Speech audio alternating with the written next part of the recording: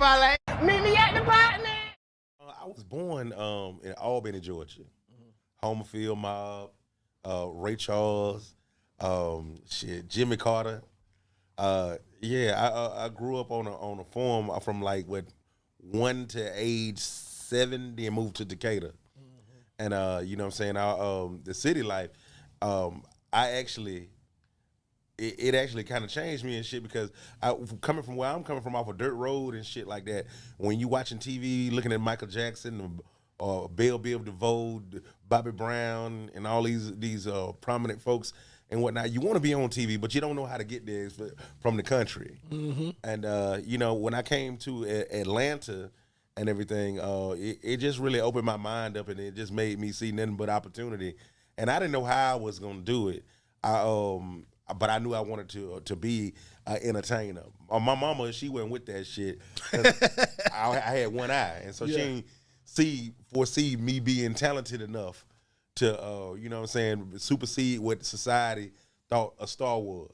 So she wanted me to be an eye doctor so I could help my eye. She wanted you to be an eye doctor? Yeah, she wanted me to be an eye doctor.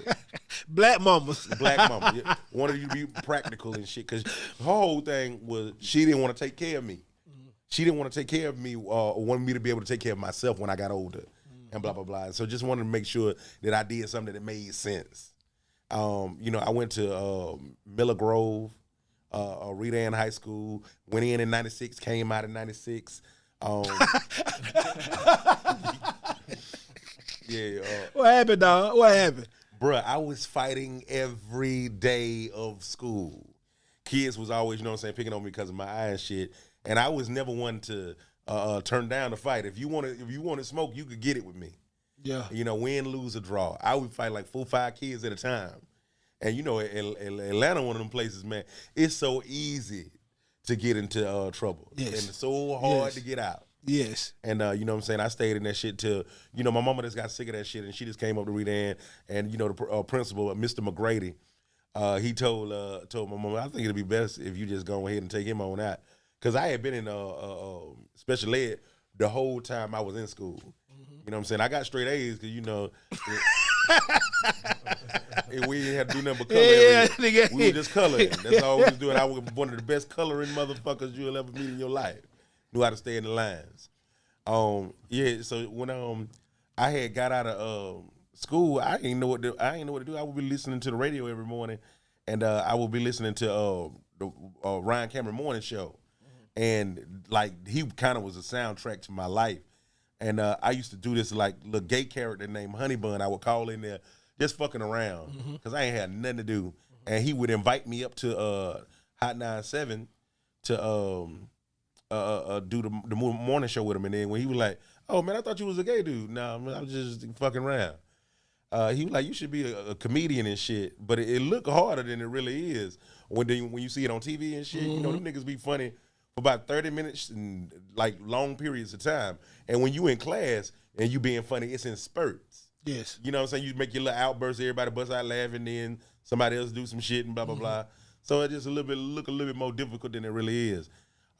Fast forward 3 years, I'm 17 years old. I'm working at this company called AmeriCorps. They used to send us out to different. I remember AmeriCorps. You remember AmeriCorps? Yes. Yeah, they would send us out to goddamn different elementary schools to teach kids how to read.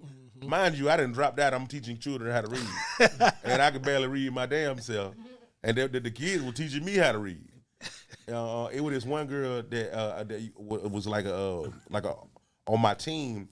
She worked at Phillips Arena, and the Kings of Comedy came in town. I'm 17 years old.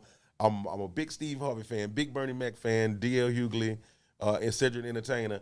And I asked a homegirl to get me some tickets to that shit, and she got me one ticket, and I went to go watch the Kings of Comedy, and guess who's opening up for him? Ryan Cameron. Wow. I didn't know Ryan Cameron was a comedian, and he ripped that bitch. 20,000 motherfucking people in there, tore it down, and I was like, I think that's what I am. And I asked the girl, "Hey, can you get me another ticket? I need to go back the next night." She didn't. I said, "Give me your badge." I snuck in Phillips Arena and watched the shit again. Yeah, with her badge, and she a woman too. So I put on a little wig and everything and walk through the back of Phillips Arena and all that shit. just to watch this goddamn show. Hold on, okay, so you put the wig on. Yeah. Was you skinned it in? I was buff as fuck. I was buff as fuck, man. Cause not only was I teaching, I was also stripping. I used to strip at pinups. So when you just say I just be stripping, you dead ass for real. I was dead ass serious. Yeah, you know Mr. 2 Weeks Out? Yeah. We were stripping together. Yeah. We stayed in the same apartment complex at Tree Crest. For real. Yeah, we was 17. He had the same woman that he with right now. All that. We were doing bachelor parties, all that shit at Pinups. Was back when it was called Guys and Dolls. And I was one of the worst strippers ever, cause I ain't know how to be hard and dance at the same time. And then on top of that, I would never let nobody oil my back up and whatnot. So my back would be dry as hell. The rest of my body be oiled up and greasy and shit. And then what made you say I'm finna go dance? I'm finna go strip. Man, I wanted to fuck hoes. I didn't even want to make money. I just wanted to fuck hoes. That's what my whole MO was. I was dancing for pussy. That's it. That's it. Was it working? Yeah, but it wasn't working with the girls I thought it was gonna work with. Yeah. Yeah, I was up there fucking old ass bitches that look like Blanche off the Golden Girls. It was terrible. It was fucking terrible. But I ain't turned nothing down though. So I was out there prostituting and shit, selling my soul, $250 here and there and shit. So you was your own pimp. I was pimping myself. So you been OnlyFans. Been OnlyFans. And I was my only fan. I was my only goddamn fan. And it was one night a nigga had then came and tipped me. And I was like, this it. I can't do this no more. And cause the nigga followed me in the bathroom and everything when I went to go pee.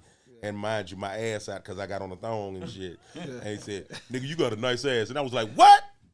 Nigga, thank you.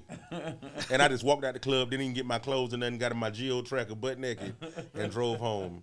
And I like, you know what, I'm going to commit to being a comedian. Went to Chris Tucker Comedy Club. I opened up for DeKeys and Steve Brown. And, the rest is history.